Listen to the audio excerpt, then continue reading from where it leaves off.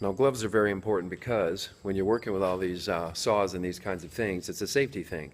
So that way if you get your finger chopped off, then you can pull your finger out of the glove and it's still intact there for the doctor to try to put that back on. So it's important to wear gloves when you're working with saws.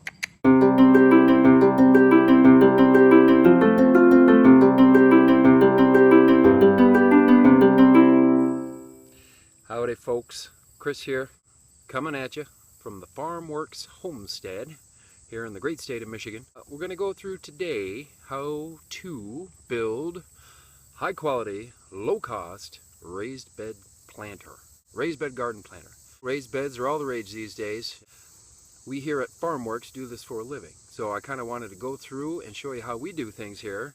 High quality, because I see a lot of stuff out there. I was doing some searches, interweb type stuff, and there's some pretty decent stuff out there. Some good, some bad, some embarrassing. We can get you through all that and get you some quality stuff here. And the key here is the low cost part. So real quick, this is what we're going to be building. Ooh, wow, check that out. So let's go inside and see what it takes to make one of these cool raised bed planters. Okay, first things first, as we go kind of walk into the workshop here. Important to have a workshop if you're going to start building stuff. Although your garage can work, we did this out of a one-car garage for a long time. But always on the way in, we want to say hi to the bunny. Hello, bunny. Bunny's just been chilling. I know I feel bad he's in his cage at the moment because I'm rebuilding his rabbit pen. That'll be another video, but stay tuned for that. Let's go take a look inside the garage, shall we? Bunny, what do you think? Okay, so this is the bed we're going to be building. As you can see, this thing is pretty tough. The design that we particularly use is what we call an exoskeleton design, and what that means is that all of the structure is on the outside of it. And that leaves the inside nice and clean, and everything is just one, big rectangle. And the soil and the plants, they all come together there and they love it. Now comes the low cost part. See a lot of people online and they're talking about fence pickets. Okay, so fence pickets, I got one right here. Fence pickets, another way to describe this would be wood. This particular piece is made from cedar. Cedar being the ideal material to build any kind of raised bed garden from. I know you'll hear arguments all day long, but I'm here to tell you, it doesn't get any better than cedar. It doesn't get any better than cedar. The cedar fence picket is a pretty rough piece of thing. It comes from the sawmill. The dimensions are never correct. It's got the dog ears on the top, so there's a few things you got to take care of first. And once you do that, here what we do, we mill them down, and the end result is this. Essentially what we do is we rip down the sides to make it nice and square cut it, obviously, and then we run it through the thickness planer and give it a really good finish. If you see boards like this at the lumber store, insanely expensive, but you can do it yourself because these things are literally like $2.70 a piece. So pretty cheap. Somebody had the bright idea, to build a fence picket that's 12 inches wide. Look at that thing. Amazing. That's huge. And so it's almost like crazy huge. That's the long and the short of the fence picket. It doesn't get any better than cedar. Okay, first things first, we're going to build the sides. Now there's 4 sides obviously. We're going to have 2 short sides, we're going to have 2 long sides. We're going to start with 29.5-inch wide boards. And we're going to use 2 of them, right? These other fence pickets that we've milled down, there's 1 and there's 2. So we're going to put these guys together. I like to put them on the corner of the table here. And then to kind of tie these 2, to make them one, we use 9-inch pieces of cedar that are 1 inch by 1.5 inches. So it's 1.5 inches by 1, and they're 9 inches long, and this is the 2 pieces that we use together. You're going to want your speed square here, and you're going to measure this over about 10 inches from each side. Get the speed square out, so make sure you're nice and square, and then you just tack them in. Times 2. Course amount of nails. Cut and action. What you do is you just take it and you flip it over and you get out some screws. These are 1 5/8 inch gold screws. These are really good. And you just screw them in from the back. And that makes it nice and strong. And there you go. Step 1. One side. That's how that works. So now you're going to do that for all 4 sides. Okay, moving right along. We have our 4 sides. 1, 2, 3, 4. So what we're going to do now is put these all together. We're going to use some 2-inch finishing nails for that purpose. Just line those up real nice like.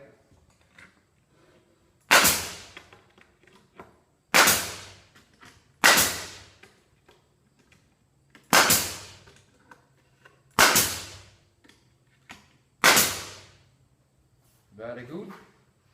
Same thing on this side. Rule of thumb when you're doing woodworking, move the box, don't move you.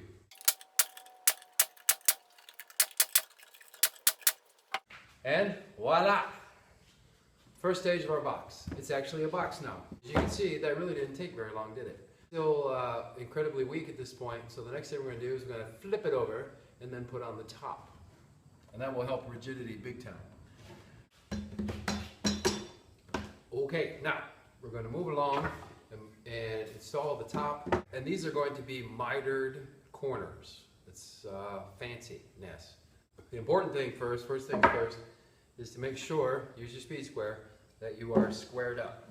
This will make making those miter cuts way easier. You want really tight joints when you do that. So we always start with the 45 on one side, and then we're going to line that out.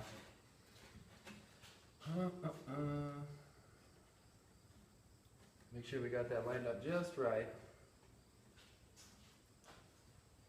Make our mark, and then miter that corner. Very good. Now both sides are mitered because we cut one off, and then what we're going to do, again using those 2-inch nails, is just secure it to the top. Just like that. And you do that all the way around, and make sure again that your joints are nice and tight. And voila! Nice tight mitered corners. Can you see that? That is the end result of that. Now, to make this even more secure, I'm going to take the old drill, countersink some 2-inch screws down through these center pieces right here. So we're going to go from the top down through these 2-inch screws, and that'll really lock that thing in there good. It's important to countersink your screws, otherwise you'll crack the top and that doesn't work.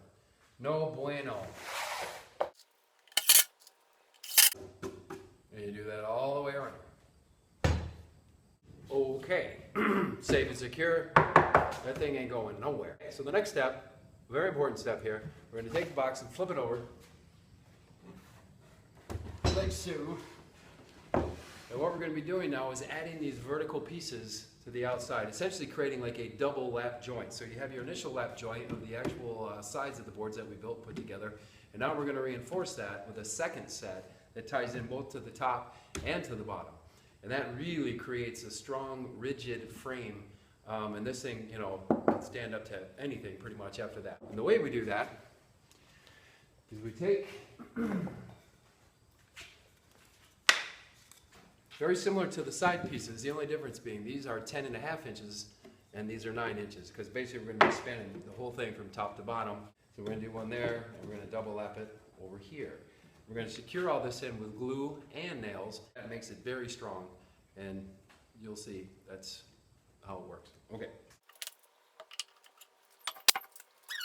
When you're gluing these two parts together, run your glue on this side, attach your glue to the smooth side of the wood. It's much stronger that way. Just like that.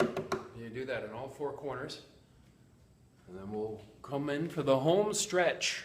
So now you put all your corner pieces on, right? And that kind of looks like that. So you got all four sides. Now what we're going to do is tie it all together and run a vertical piece or a horizontal piece along the bottom.